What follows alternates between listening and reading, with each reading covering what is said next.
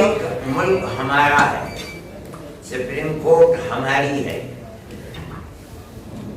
ہم نے ملک کے دستور کو بنایا ہے۔ اگر سپریم کورٹ کوئی فیصلہ کرتا ہے، ہمارا ملک کا جو سب سے بڑا کورٹ ہے وہ فیصلہ کرتا ہے، تو ہم اس کے خلاف نہیں کریں گے، کہیں گے۔ آج بھی ہم کہتے ہیں اور ہم کہتے چلے آئیں، ہم اپنے مسئلے کو سپریم کورٹ میں لے جا کر کے رکھ دیں گے۔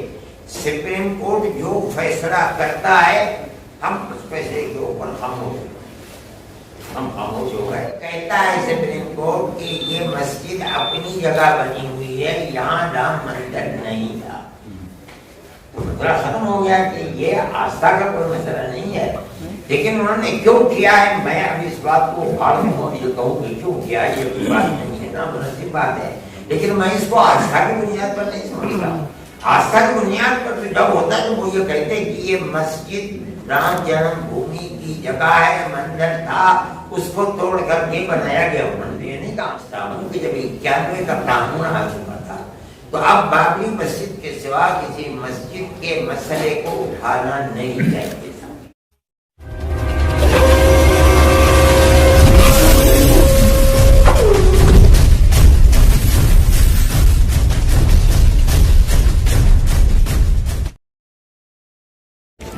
باقی دنیا کے حالات سے آپ میرے مقابلے میں زیادہ واقف ہوں گے، تو مسئلہ اپنے ملک ہی کا نہیں ہے بلکہ ساری دنیا کے اندر جس طرح کے حالات ہیں وہ جس طرح میرے لیے باعث تشویش ہیں وہ آپ کے لیے بھی یقیناً تشویش کا باعث ہو گئے۔ اور ہر آدمی چاہے وہ کسی بھی مذہب سے تعلق رکھتا ہو اپنی جگہ کے اوپر پوچھئے تو اپنی پریشانی کا اظہار کرتا ہے۔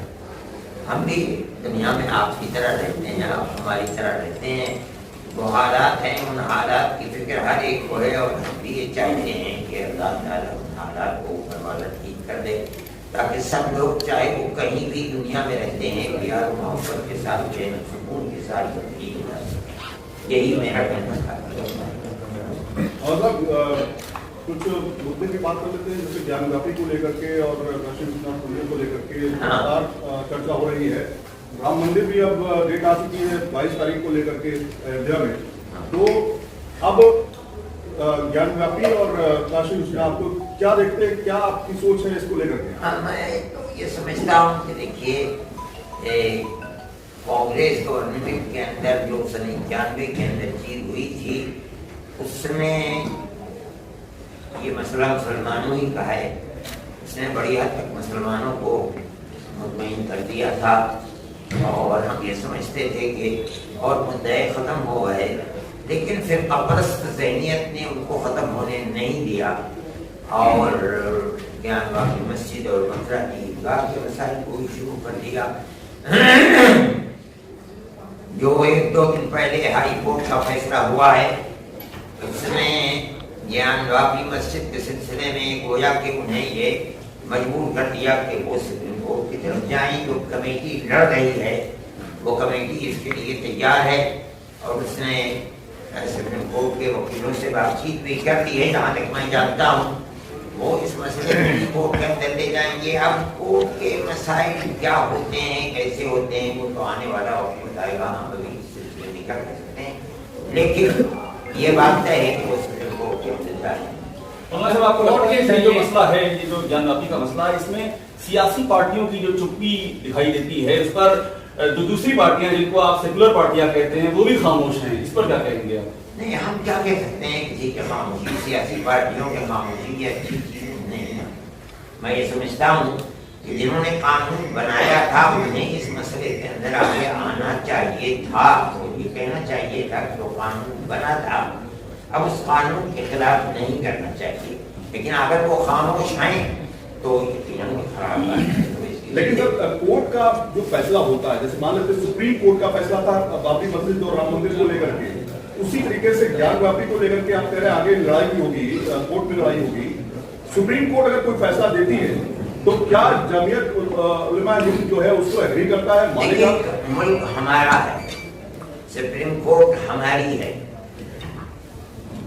ہم نے ملک کے دستور کو بنایا ہے، अगर सुप्रीम कोर्ट कोई फैसला करता है, हमारा मुल्क का जो सबसे बड़ा कोर्ट है वो फैसला करता है, तो हम उसके खिलाफ नहीं करेंगे। हम कहेंगे, आज भी हम कहते हैं और हम कहते चले आए कि हम अपने मसले को सुप्रीम कोर्ट में ले जाकर के रख देंगे। सुप्रीम कोर्ट जो फैसला करता है, हम उस फैसले के ऊपर खामोश हो गए। ये लोगों का ऐसा से कहना है कि मतलब बाबरी मस्जिद पर हमारी खामोशी देख ली गई, हमने फैसले को सराखों पर रखा, लेकिन उसको हमारी कमजोरी ना समझा जाए, पहली चीज।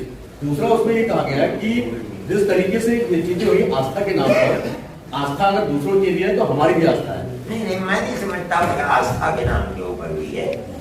ये कहा जाता है कि आस्था की बुनियाद के ऊपर, आस्था की बुनियाद के ऊपर नहीं। ये आस्था क्या हो, तो जब ये कह दिया कि राम जन्मभूमि नहीं है तो फिर आस्था क्या है? आपको सुप्रीम कोर्ट जब वो ये कहता है सुप्रीम कोर्ट कि ये मस्जिद अपनी जगह बनी हुई है, यहाँ राम मंदिर नहीं था, तो मसला खत्म हो गया कि ये आस्था का कोई मसला नहीं है। लेकिन उन्होंने क्यों किया है, मैं अब इस बात को उखाड़ दूँ, ये कहूँ कि क्यों किया, ये कोई बात नहीं है ना, मुनासिब बात है। लेकिन मैं इसको आस्था की बुनियाद पर नहीं समझता। आस्था की बुनियाद पर तो जब होता है तो वो ये कहते हैं कि ये मस्जिद राम जन्मभूमि की जगह है, मंदिर था, उसको तोड़ करके बनाया गया मंदिर नहीं था। उन्होंने तो कह दिया कि ये मस्जिद अपनी जगह पर बनी, यहाँ कोई राम मंदिर था ही नहीं, ना ये स्थान है राम का। मौलाना, शाही ईदगाह का सर्वे भी हो रहा है। शाही ईदगाह मथुरा का सर्वे का ऑर्डर आया है, ज्ञानवापी में सर्वे रिपोर्ट सबमिट हुई है। जो तमाम केसेस चल रहे हैं, क्या आप मानते हैं कि अब ये तमाम दोनों जगह आपके पास से जाने वाली हैं? नहीं, मैं ये कह ही रही हूँ मेरे पास से जाने वाली है। सुप्रीम कोर्ट है, कोर्ट है, ये मसाइल चल रहे हैं। क्या होता है कल को, इसको मैं नहीं कह सकता हूँ, वो आगे हालात बताएंगे कि क्या होता है। मौलाना, जमहूरियत में बहुत सारे जो मैं ये समझता हूँ कि जब 91 का कानून आ चुका था, तो अब बाबरी मस्जिद के सिवा किसी मस्जिद के मसले को उठाना नहीं चाहिए था। मेरा मानना ऐसा है। जब इस चीज को इसी तरह देखती है, उठाया जा रहा है, ये फिर कब्रस्त ताकतें हैं मुल्क के अंदर जो कभी इस मुल्क के अंदर हिंदू मुस्लिम इत्तेहाद और गुर्बत को पैदा नहीं होने देंगी, बाकी नहीं देंगी। ये मसला है। ये क्या सरकार जो है नेशनल इंटीग्रेशन नहीं होने देना चाहती है? मौलाना, जो भी तनाज़े वाले जगह है, जहाँ विवाद है, उन सभी जगहों को मुसलमानों को, हिंदुओं को दे देना चाहिए। नहीं, हम कैसे दे देंगे? कौन अपने पवित्र स्थान को जहाँ वो नमाजें पढ़ते हैं और वो एक जमाने से है, हम कैसे उसे दे सकते हैं? जब हमारा मानना ये कि ये जगह हमारी है, किसी और की नहीं है। हमारे नजदीक मस्जिद पवित्र स्थान है, किसी दूसरे के धर्म की जमीन पर कब्जा करके हम मस्जिद बना लें, हमारे धर्म के अंदर इसकी इजाजत नहीं है। हम ये जानते हैं, मानते हैं, हमें यकीन है कि जहाँ मस्जिद है वो जगह मस्जिद ही की है, मस्जिद वहाँ बनाई है, हम वो किसी दूसरे को इसलिए नहीं। बाबरी मस्जिद केस में आरएसएस ने यकीन दहानी कराई थी कि इसके बाद सब कुछ पुरअमन हो जाएगा, कोई तनाजा पैदा नहीं किया जाएगा। तो आपको लगता है कि इसके पीछे आरएसएस? मैं नहीं जानता हूँ कि आरएसएस ने मुझसे कोई बात आरएसएस की नहीं की। मैं गया था के बाद मेरे साथ कोई ऐसी बात नहीं, आपने सुना होगा कि आरएसएस की बात कही, मैं नहीं जानता हूँ। लेकिन गवर्नमेंट की पार्लियामेंट ने ये कानून पास किया कि इसके बाद कुछ नहीं होगा, अब हो रहा है। और मुझे हैरत है कि कोर्ट भी ये कह रहा है कि ठीक है होगा, हाई कोर्ट ये कह रहा है, मेरी लेकिन इसके पीछे मौलाना, जमहूरियत में बहुत सारे मसाइल सरकारों के साथ बातचीत और संवाद से हल होते हैं, लेकिन पिछले 10 सालों या 9 सालों में अगर देखा जाए तो मुस्लिम संगठनों ने लगातार मोदी सरकार का बाइकआउट किया। बाइकआउट किया है, मैं कह रहा हूँ तो मैं गया हूँ। क्या प्रधानमंत्री साहब मिले हैं? दूसरे लोग भी गए, मेरी 2 घंटे तक उनसे बात की, मैं खुद ही उठाया, इसलिए कि जुम्मे का दिन था और 11 बज रहे थे, मुझे आना था जुम्मे की नमाज पढ़ने के लिए। मैं अगर बैठा रहता बात करते हो सकता है आपको घंटा और बातचीत चलती है, ऐसी बात नहीं है। क्यों बाइकआउट करेंगे? किस लिए बाइकआउट करेंगे? लोग जाते हैं, मिलते हैं, बैठते हैं, बात करते हैं, सियासी लोग। मैं एक बूढ़ा आदमी हूँ, मैं कहाँ जाऊँगा? मुझसे चढ़ करके 10 कदम भी नहीं चला जाता है, लेकिन लोग जाते हैं। मंत्री साहब, बस पार्टियों ने ज्ञानवापी और मथुरा का मामला उठाया है, वर्षिप एक्ट के होते हुए नहीं होना चाहिए, लेकिन इलाहाबाद हाई कोर्ट भी इस मामले को आगे बढ़ा रही है और आपकी तरफ से लगातार आ रहा है कि जो कोर्ट का फैसला होगा उसको हम मानेंगे। हम क्या करेंगे? हमारे पास कोई इससे आगे कोई कोर्ट नहीं, हम क्या करेंगे बताइए। अच्छा अगर सुप्रीम कोर्ट का फैसला आ जाए तो मुसलमान क्या करें, आप बताइए रास्ता। रास्ता यही है, अभी मौलाना तौफीक रजा का बयान आया है, उन्होंने जहां तक जाने का रास्ता दिया है वहां तक जाने। हमें यकीन है कि हर मस्जिद की जगह पर है, किसी मंदिर को तोड़कर मस्जिद इस्लाम में नहीं बनाई जा सकती। हम इसको हजारों रुपए खर्च कर, लेकिन हमारे मुल्क का अगर बिल्कुल सुप्रीम कोर्ट आखिरी चीज है वो फैसला करती है, क्या किया जाएगा हम नहीं कह सकते हैं। मौलाना सर्वे को लेकर दलील ये है कि हम पता लगाना चाहते हैं कि आखिर है क्या, धार्मिक स्थान मंदिर है, मस्जिद है, क्या है, और इसी बुनियाद पर सर्वे हो रहे हैं। तो क्या आप मानते हैं ये ठीक है? सर्वे कराने की कोई जरूरत नहीं है, सर्वे करा दिया। हमें यकीन है कि सर्वे की रिपोर्ट अगर सही माना में आ रही है तो यही होगी कि ये मस्जिद है, इसी मंदिर को तोड़कर मस्जिद नहीं बनाई जा सकती, नहीं हो सकता। प्रधानमंत्री नरेंद्र मोदी जी तमाम में जाते हैं, वो सैंडी समाज में भी गए, वो क्रिश्चियंस के में भी गए, गिरजाघर में भी गए, वहाँ भी देवबंद का निमंत्रण आई वही चलेगी। मैं क्या कहूँ उनसे, यानी क्या होना चाहिए? वो कह रहे हैं दारुल देवबंद बुलाइए उनको, बुलाएं। 9-10 साल पूरे होने जा रहे हैं। हम दारुल की ये तारीफ रही, उसे किसी को बुलाया नहीं, जो आए उनके सामने जो कर सकते थे वो किया, लेकिन दारुल ने किसी को बुलाया हो। इंदिरा जी गई, बहुत अच्छी बात है, दूसरे लोग गए, राजेंद्र प्रसाद गए, मैं जानता हूँ, और अफगानिस्तान के गाय शाह आए। हम किसी को बुलाते नहीं, ना मुसलमान को, ना हिंदू को। आते हैं जो लोग, हम उनका खैर मौका करते हैं, ये हमारी तारीफ नहीं है। मोदी साहब ये सरकार पर लगातार आरोप लगते हैं कि ये कहीं ना कहीं अल्पसंख्यक विरोधी और ऐसे तमाम उदाहरण दिए जाते हैं कि ऐसे तत्वों को इजाजत दी जाती है सड़क पर जो कि अल्पसंख्यकों को डराते हैं। सवाल मेरा यहाँ पर सीधा यह है कि 2014 से पहले की सरकारें मुसलमानों के लिए, अल्पसंख्यकों के लिए बेहतर थी, या फिर 14 के बाद स्थितियां बिगड़ी हैं या बेहतर हुई हैं? किस तरह से आप करंट पॉलिटिकल सस्पेंशन को देखते हैं मुसलमानों के लिए? मसाइल हैं हमारे, हम मसाइल को देखते हैं। मुसलमान मुल्क की आजादी के बाद परेशानी का शिकार रहा है। मिसाल के तरीके पर फसादात का सिलसिला शुरू हो गया, उन फसादात के अंदर मुसलमानों की बहुत बड़ी तादाद मुश्किलात के अंदर फंसती रही। कांग्रेस चली गई, उसके बाद आए, अब नए नए मसाइल मुसलमानों के सामने खड़े हो गए। मिसाल के तरीके पर मदरसों के मसाइल खड़े हो गए। हम ये समझते हैं कि इस मुल्क के अंदर मुसलमानों का अपने मजहब के साथ रहना, जीना, जिंदगी गुजारना, उसके अंदर मदरसों की तालीम का बहुत बड़ा दखल है। अब ये मदरसों ही के ऊपर आप देख रहे हैं आसाम के अंदर क्या हो रहा है। ये हो सकता है जो कुछ आसाम के अंदर हुआ है वो यूपी के अंदर भी हो, बिहार के अंदर भी हो। ये और इस तरह के मसाइल मुसलमानों के लिए परेशान होना पहले नहीं थे। जो गवर्नमेंट आकर के हुकूमत करती थी उसके अंदर बहुत बड़ा धक्का मुसलमानों का भी होता था, जो पार्लियामेंट के अंदर होता था मुस्लिम मसाइल को उठाता। आज मैं समझता हूँ बदबख्ती ये है कि एक भी वो जो रूलिंग पार्टी कई आदमी मुसलमान नहीं, इसलिए वो अपने मसाइल को पेश नहीं कर सकता है। ये और इस तरह के बेशुमार मसाइल हैं जो मुल्क के अंदर चल रहे हैं, वो क्यों है ऐसी सूरत, इसको आप जानते हो, आप बताइए, मैं तो नहीं कह सकता हूँ कि क्यों है। हज़रत मंदिर के वक्त में जो नींद दी गई थी मस्जिद के लिए, आप लोगों का इस पर कोई प्लान होता है? नहीं, हमारा मसला मस्जिद बनाने का नहीं है। मस्जिदें तो रोज बनती रहती हैं मुल्क के अंदर।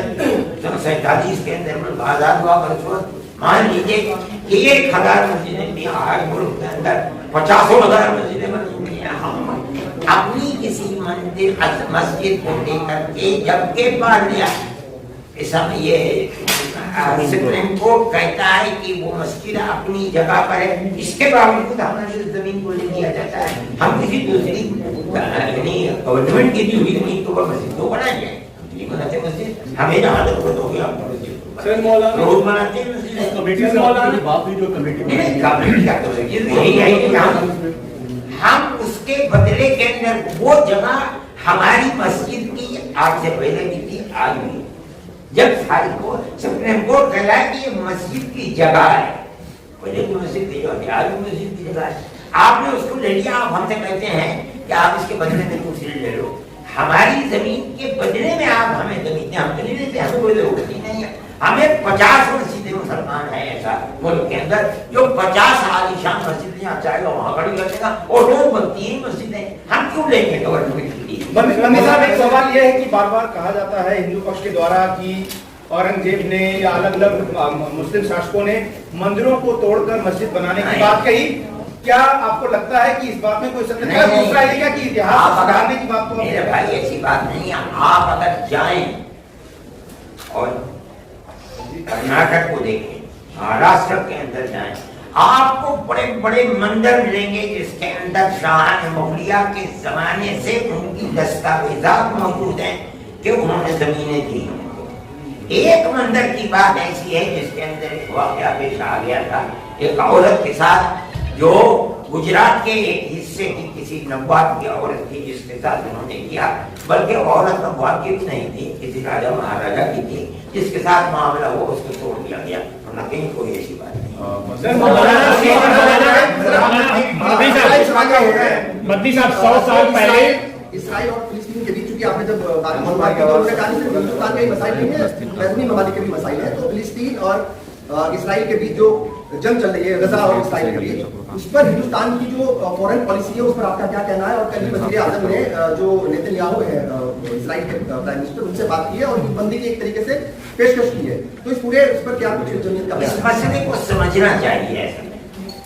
जिस वक्त हमारा मुल्क आजाद हुआ है उसी के करीब खिलाफत उस्मानिया जो टर्की की थी उसको तोड़ करके और इसराइल को वहां ला करके बसाया गया। बैतुल मुक़द्दस के एक हिस्से के अंदर उनका मुल्क करार दे दिया कि हालात दुनिया के चले कि दुनिया ने उसको कबूल किया। वहां बैठाने के बाद उसने अपनी जमीन को बढ़ाना चाहा है, 2 मरतबा, लोग इसको नहीं जानते। उन्होंने फलस्तीन के ऊपर कब्जा किया और उर्दू से उस जमीन को छीना। अगर आपको याद होगा तो वो लड़ाई हुई है, गली और कूचे में लड़ाई हुई है, उसके ऊपर कब्जा कर लिया। फिर उसके बाद इसराइल को यह खतरा था कि शाम की गोलान की पहाड़ियों से उसके ऊपर किसी वक्त हमला हो सकता है। गोलान की पहाड़ियों के ऊपर कब्जा कर लिया। फलस्तीन का हर आदमी ये समझता है कि मुझको इसराइलियों ने गुलाम बना लिया है, हमारी जमीन पर कब्जा कर लिया है। दुनिया के बेशुमार ममालिक हैं जिन्होंने गुलामी के खिलाफ जंग की है, उसके नतीजे के अंदर कितने लोग मरे हैं। आपने अगर अपनी तारीख पढ़ी होगी, रोशन मुस्तकबिल या रूह है रोशन मुस्तकबिल किताबें मौजूद हैं, उनके अंदर ये पता चलता है कि मुल्क के, हमारे इस मुल्क की आजादी के अंदर 1857 के अंदर सिर्फ दिल्ली के अंदर 33,000 उलमा को कत्ल किया गया है। इस बुनियाद के ऊपर वो भी अपनी जंग की आजादी लड़ रहे हैं, जिहाद की बात कर रहे हैं। इसके अंदर किसी को इख्तिलाफ नहीं है। हिंदुस्तान इस बात को नहीं जानता था। हमारे मुल्क के प्राइम मिनिस्टर ने इसको दहशतगर्दी कहा। मैं सबसे पहला आदमी हूं जब मैंने कहा कि ये दहशतगर्दी नहीं है, तारीख को पढ़िए। और मैं इस बात की खुशी है, मेरी कोई लड़ाई नहीं है, लेकिन उसके बाद नजरिया बदला मुल्क का। हमारे मुल्क ने वहां के लिए इमदाद भी भेजी और ये बात कह रहे हैं कि जंगबंदी होनी चाहिए। हम उसका खैर मकदम करते हैं, हम समझते हैं कि बड़ी अच्छी बात है।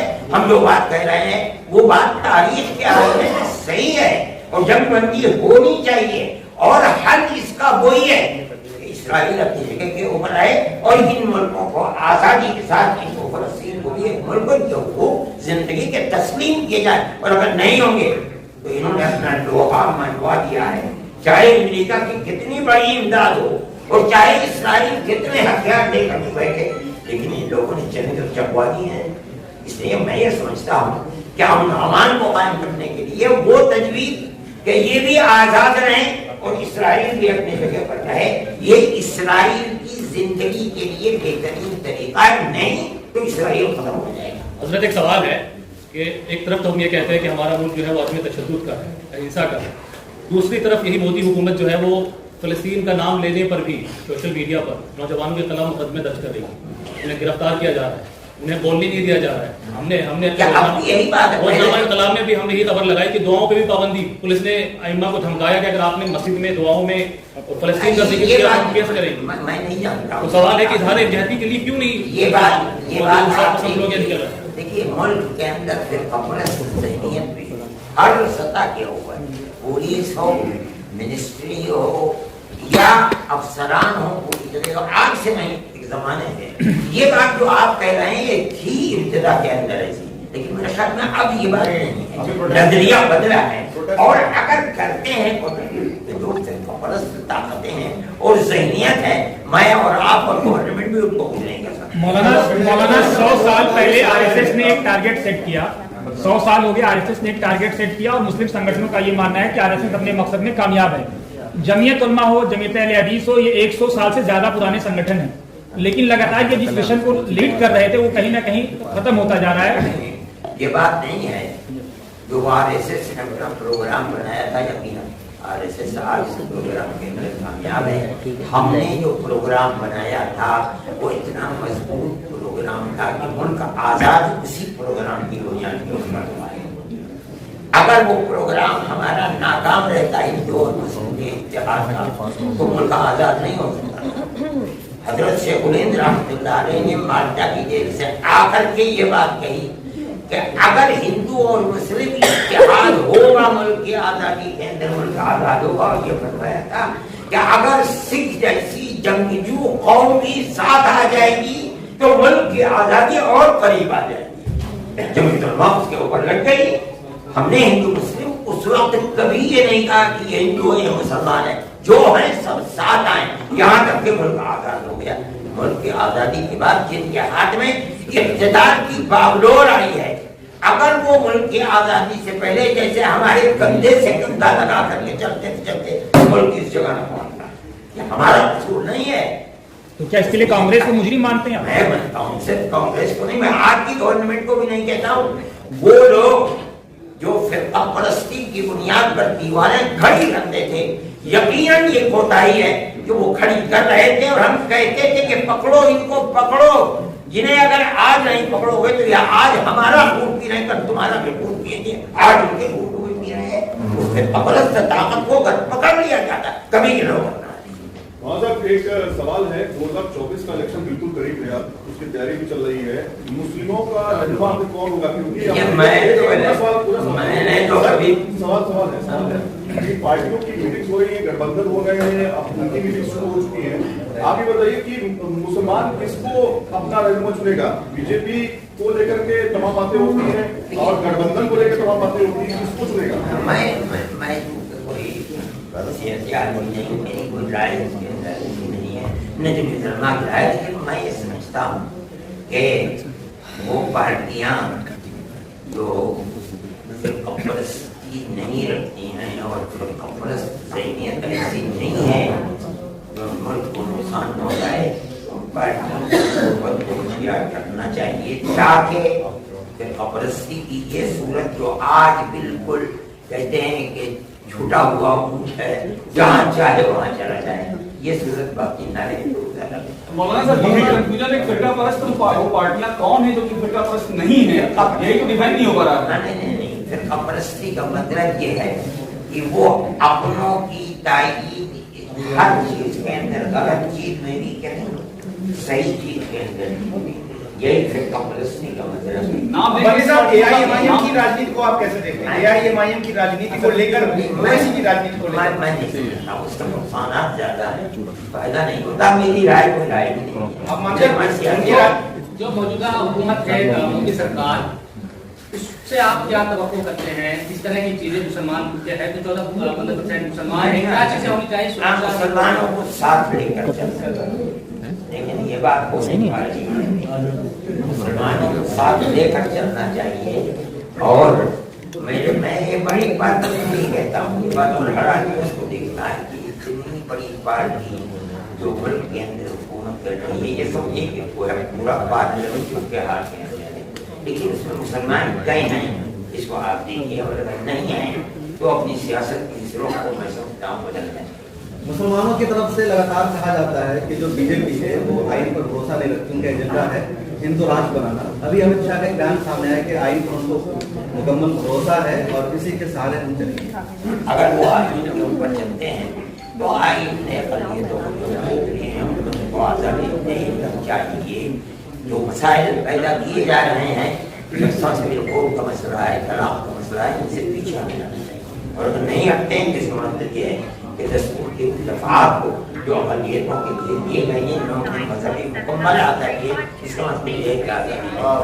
सर जो 3 नए क्रिमिनल बिल्स आए हैं, रिपोर्ट पर आप लोग कमेटी से मिले थे, क्या बातचीत हुई आप लोगों की कमेटी में? क्या कुछ आप लोगों को एश्योरेंस मिला है? नहीं, मैं जब मिला था उस वक्त ऐसा बिल्कुल तो मसला नहीं था। आप लोग गए थे, मैं नहीं गया। सर यहाँ पे जो 3 नए क्रिमिनल कानून जो लाए जा रहे हैं, उस पे कहा जा रहा है कि सबसे ज्यादा जो केसेस दर्ज किए जाते हैं भारत में, वो मुसलमान, दलितों और पिछड़ों पर दर्ज किए जाते हैं। 20% ऐसे मुसलमान हैं देश में जो इस वक्त अंडर ट्रायल हैं, उन्हें बेल नहीं मिलती है। चाहे किसी भी राज्य की बात करें, सबसे ज्यादा वहां पर मुसलमानों पर डिटेंशंस लगे हुए हैं, डेथ रो के केसेस लगे हुए हैं और उनकी कोई सुनवाई नहीं हो रही है। अब इन 3 कानूनों ने और मुश्किलें पैदा कर दी है क्योंकि बेल नहीं मिलेगी। इस पर आपके क्या विचार है? यकीनन खराब बात है, बेल का न मिलना ये खराब बात है। हम केस लड़ते हैं मुसलमानों के। इस हुकूमत से पहले हम जिन लोगों के केस लड़ते हैं, तकरीबन 700 आदमी हैं, उनको हर महीने 2 महीने के अंदर 2-4 आदमी निकल कर बाहर आ जाते थे। कुछ उसमें ऐसे होते थे जो बाइज्जत बरी हो जाते थे, मुकदमा खत्म हो जाते थे, कुछ को जमानत मिल जाती थी। और मेरी ये बात चल रही थी कांग्रेस से कि आप ऐसे रुख को इख्तियार कीजिए जिससे इनको दुश्वारी न हो और इनको जमानत मिल जाए। मेरी राहुल से भी बात हुई, या तो आप एक कमेटी बना दीजिए जिसमें हर तबके के लोग, हर मजहब के लोग, ये जो केस डाले जाते हैं लोगों के ऊपर, पहले उनकी फाइल इनके पास आ जाए। अगर ये समझे कि पुलिस की तरफ से ये केस दिए हुए सही है, आप हमारी तरफ से उनको जवाब करने को गोली मार दीजिए, लेकिन अगर नहीं तो उनको जमानत दीजिए। ये बात हमने उनसे चलाई और उन्होंने एक जो उनकी होम मिनिस्टर थे उनको मेरे साथ कर दिया कि शायद नाम तो राजस्थान में थे। मेरी उनसे बातचीत हुई, 2-3 मीटिंगें हुई और हम चले किनारे पे पहुंच। लेकिन मुल्क में फिरकापरस्त ज़हनियत इतनी मजबूत है कि कांग्रेस का दौर था और उन ताकतों ने उनको हटा करके बाहर कर दिया, वो खत्म हो गया हमारी बातचीत। ईवीएम को लेकर के तमाम सवाल को लेकर के पास हुआ है, सूत्र बता रहे हैं कि आपने भी एक खत लिखा है ईवीएम को लेकर के राहुल गांधी और सोनिया गांधी को, क्या ऐसा सही है? मैं तो पहले से कह रहा हूँ, मैं ये बात से कहने की कोई बात नहीं, मैं तो पहले से कह रहा हूँ। खत लिखा है कि नहीं आपने? मैं ये बात कह रहा हूँ, उसको सुने आप। मैं पहले से ये बात कह रहा हूँ कि इस मशीन के ऊपर हिंदुस्तान जैसी जगह के अंदर एतबार कर लेना, ये बात खराब है किसी का भी, चाहे वो समाजवादी का हो, चाहे वो कांग्रेस का हो, चाहे किसी का भी। आप वही तरीका जो दुनिया के अंदर राइट है, आप उस तरीके से चलाएंगे, और अगर नहीं चलाएंगे तो आप खट्टा पाएंगे। मंदिर साहब, आपने कई बार पीएम मोदी से पिछले 9-10 साल हो गए, कई बार आपने कोशिश की कि पीएम मोदी से मुलाकात हो, उनसे बातचीत हो, क्या ऐसा कुछ है? मैंने कोई कोशिश